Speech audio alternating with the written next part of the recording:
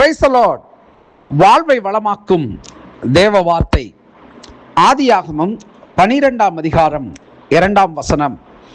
நான் உன்னை பெரிய ஜாதியாக்கி உன்னை ஆசீர்வதித்து உன் பேரை பெருமைப்படுத்துவேன், நீ ஆசீர்வாதமாயிருப்பாய். ஆம், அன்பான கர்த்தருடைய பிள்ளைகளே, இந்த வாக்கியத்தின் கடைசி வார்த்தையை இன்றைக்கு கர்த்தர் உணர்த்தினார். நீ ஆசீர்வாதமாயிருப்பாய் என்று சொல்லி இந்த வார்த்தையை தேவன் ஆபிரகாமுக்கு வாக்குத்தத்தமாக அவர் கொடுத்திருக்கிறார். அந்த வாக்குத்தத்தத்தை பெறுகிறதற்கு முன்பதாக சில நிபந்தனைகளை தேவன் ஆபிரகாமுக்கு வைக்கிறார். 1ஆம் வசனத்தில் எப்படியாய் சொல்லுகிறது, கர்த்தர் ஆபிரகாமை நோக்கி, நீ உன் தேசத்தையும் உன் இனத்தையும் உன் தகப்பனுடைய வீட்டையும் விட்டு புறப்பட்டு நான் உனக்கு காண்பிக்கும் தேசத்துக்கு போ. நான் உன்னை பெரிய ஜாதியாக்கி உன்னை ஆசீர்வதித்து உன் பேரை பெருமைப்படுத்துவேன், நீ ஆசீர்வாதமாய் இருப்பாய் என்பதை 2ஆம் வார்த்தை. இதில் தேவனுடைய காரியம் எப்படி அவனுடைய வாழ்க்கையில செயல்படுகிறது என்று சொன்னால், தேவனுடைய வார்த்தைக்கு அப்படியே அவன் கீழ்ப்படுகிறான். அப்பொழுதுதான் தேவன் அப்படிப்பட்ட வாக்குத்தத்தத்தை அவனுக்கு கொடுக்கிறார். நீ ஆசீர்வாதமாய் இருப்பாய் என்று சொல்லி.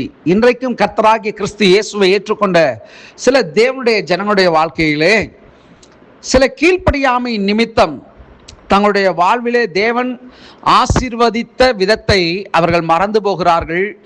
அவர்கள் அந்த ஆசீர்வாதங்களை அற்பமாய் எண்ணி இந்த உலகத்தின் மேலே அவர்கள் பற்றுதல் உள்ளவர்களாய் கடந்து போய் தேவ பிரசன்னத்தையும் தேவனுடைய சித்தத்தையும் செய்ய மறந்து தங்களுடைய ஜீவிதத்தை அவர்கள் அழித்து கொண்டிருக்கிறார்கள்.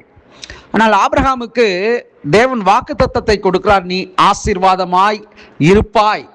அப்படின்னா அவன் வாழ்க்கையில் எந்த ஒரு குறைச்சலும், சுகவீனமோ பலவீனமோ ஆரோக்கிய குறைச்சலோ ஆசீர்வாத குறைச்சலோ கையின் பிரயாசத்திலே குறைச்சலோ எதுவும் இராதபடிக்கு எல்லாவற்றிலேயும் அவன் ஆசீர்வாதமாய் இருப்பாய் என்ற அந்த வார்த்தைக்கு இணங்க அவன் அப்படியாகத்தான் செல்வ சீமானாக அவன் வாழ்ந்த ஒரு மனிதனாய் இருக்கிறான்.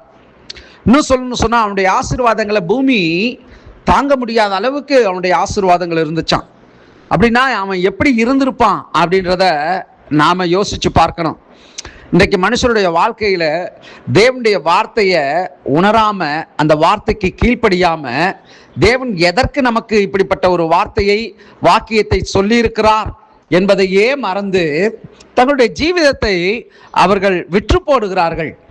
ஆனால் தேவன் சொல்லுகிறார், நீ ஆசீர்வாதமாய் இருப்பாய். அப்படின்னா நான் திரும்ப திரும்ப சொல்லுகிற ஒரு காரியம் என்னன்னா, அவர் ஒரு மனுஷனுக்கு வாக்குத்தத்தத்தை கொடுத்துட்டார்னா அந்த வாக்குத்தத்தத்தை அவர் பிடுங்கிறது இல்லை. அது அவர் மறுபடியும் அந்த வார்த்தையை தன் பக்கமாக எடுத்துக்கொள்ள மாட்டார்.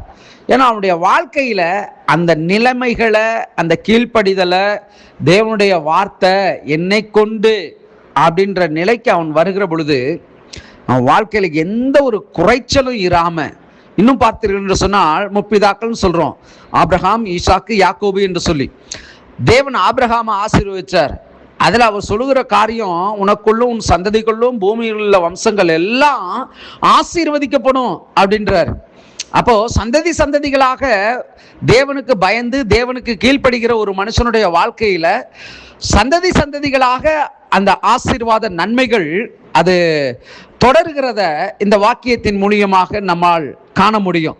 இந்த வார்த்தையை நீங்க ஒருவேளை கர்த்தர் உங்களுக்கு உணர்த்திய, கர்த்தர் உங்களுக்கு சொல்லிய வார்த்தையை கை கொண்டு நடப்பீர்கள் என்று சொன்னால் நிச்சயமாக நீங்களும் ஆசீர்வாதமாகத்தான் இருப்பீர்கள். நாம் ஜெபிப்போம். நல்ல தகப்பனே, இந்த வார்த்தையை கேட்ட தேவ பிள்ளைகள் ஒவ்வொருவரையும் அபரிவிதமாய் நீர் ஆசீர்வதியும். ஆபிரகாம் உம்முடைய சொல்லுக்கு கீழ்ப்படிந்து ஆண்டவரே உம்முடைய வார்த்தையின்படியே அவன் செய்தது போல இன்றைக்கு உம்முடைய வார்த்தையை கேட்டு அதற்கு செவி சாய்த்து அதற்கு கீழ்ப்படுகிற ஒவ்வொரு ஜனங்களையும் நீர் ஆசீர்வதிப்பீராக. நீ ஆசீர்வாதமாய் இருப்பாய் என்கிற வார்த்தை ஒவ்வொருடைய வாழ்க்கையிலையும் அது பழிப்பதாக என்று கிறிஸ்து இயேசுவின் நாமத்தினாலே பிரகடனப்படுத்துகிறேன், ஆசீர்வதிக்கிறேன். இயேசுவின் நாமத்தில் ஜெபிக்கிறேன் நல்ல பிதாவே. ஆமேன், ஆமேன். God bless you.